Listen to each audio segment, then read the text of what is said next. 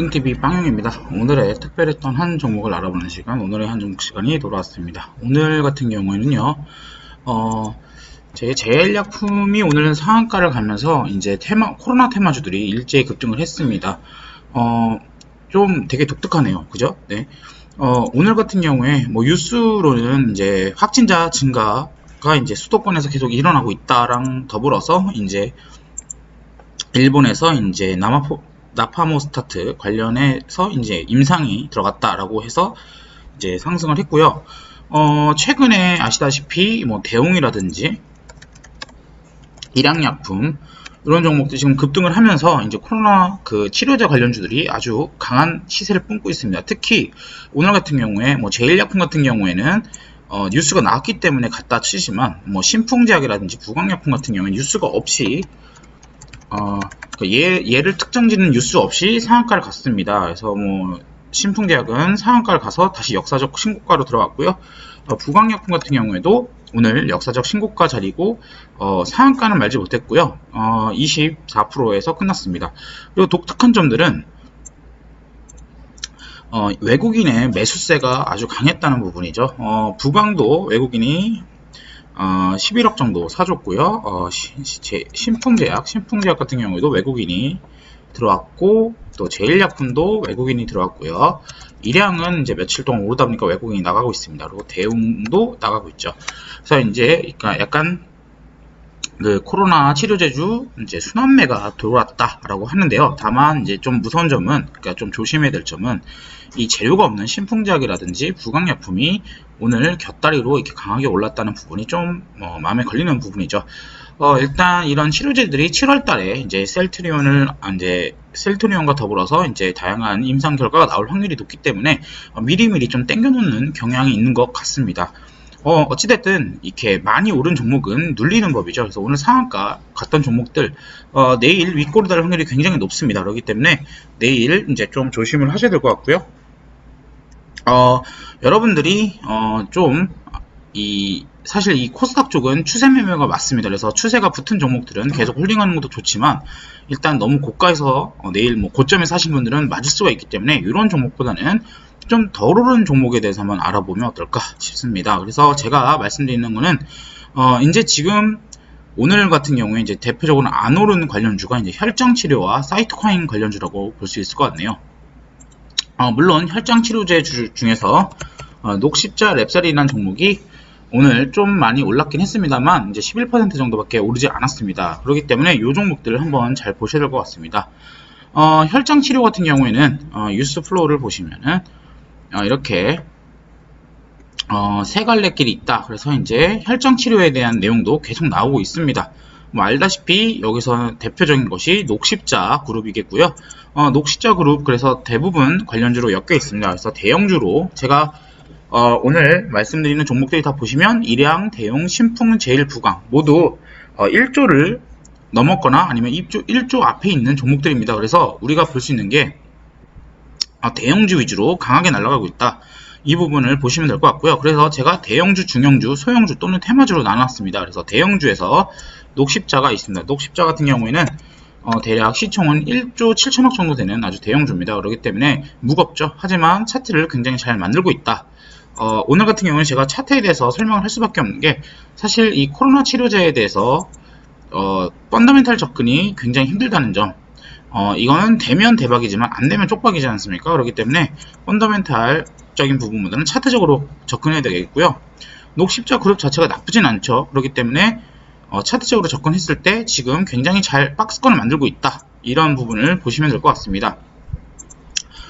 중형주로는 녹십자 랩셀이라든지 녹십자 셀, 녹십자 MS, 녹십자 웰빙, 녹십자 홀딩스 이렇게 많이 있습니다. 그래서 랩셀 같은 경우는 많이 올랐고요. 역시나 박스권 안에서 이렇게 윗꼬리 달면서 이 박스권을 돌파하기 위한 모습을 보이고 있는 걸 볼 수 있습니다.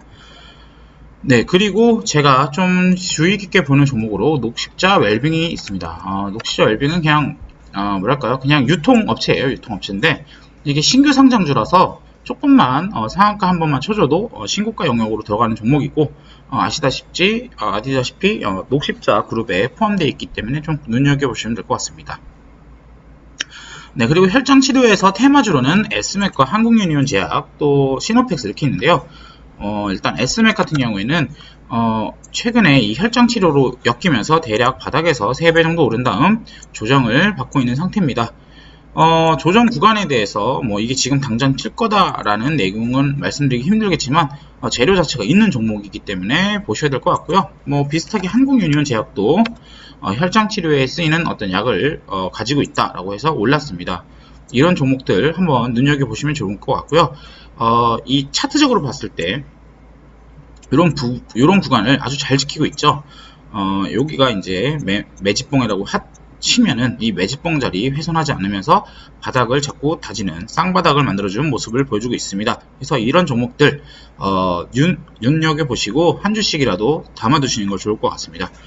또 두 번째로 사이토카인 관련주가 있습니다. 이것도 역시 이제 코로나 합병증으로 인해서 이제 발생하는 부분이고요. 대형주로는 또 JW 중해제약이 있습니다. 근데 다만 이제 아쉬운 점이 녹십자라든지 아니면 일양, 대용, 부강약품, 신풍유약 같은 경우에는 자기들이 주도적으로 치료제를 만드는 업체라면 제일약품은 치료제를 만들지 않습니다. 그런 거와 똑같이 중해제약도 악템라에 대한 판권만 갖고 있지 이걸 통해서 어떤 행동을 하는 건 아닙니다. 하지만 뉴스를 굳이 보자면 로슈가 렘데시비르랑 악템라를 같이 하는 그런 임상을 하고 있다가 있기 때문에 이 임상에 대해서 결과가 나옴에 따라서 어떻게 될지 모른다. 네, 그래서 뭐 내용을 보면 6월 중에 충원 작업이 되면서 이제 피험자 등록자를 한다 이런 식의 얘기가 나오죠. 그래서 요것도 악템라 관련주도 보셔야 될 것 같고요. 그래서 악템라 대장주가 바로 JW 중해제약입니다. JW 중해제약 보시면은 이렇게 차트를 만들어주고 있고요. 역시 이 종목 자체도 사실 이 기업 자체가 나쁜 건 아니에요. 근데 다만 아시다시피 코로나 테마주로 더 강하게 엮여 있는 상태고요. 일단 시총은 오늘 올라서 대략 한 8,500억 정도 될 것 같은데요. 이런 종목들도 만약에 슈팅이 나온다면 1조 라인을 넘길 수 있지 않을까라고 볼 수 있을 것 같습니다. 요거 같은 경우에는 개인이 들어왔네요.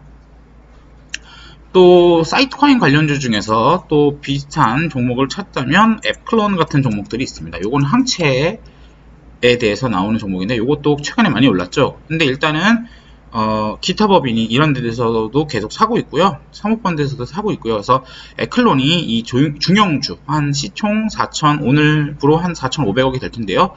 4,500억짜리 중에서는 에클론이 사이트코인 관련주로 괜찮고요.